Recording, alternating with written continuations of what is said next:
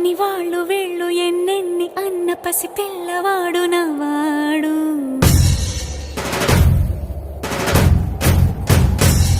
విడుముండోడు అని ఊరు వాడ అనుకున్న గాని మహారాజు నాకు నవ్వాడు.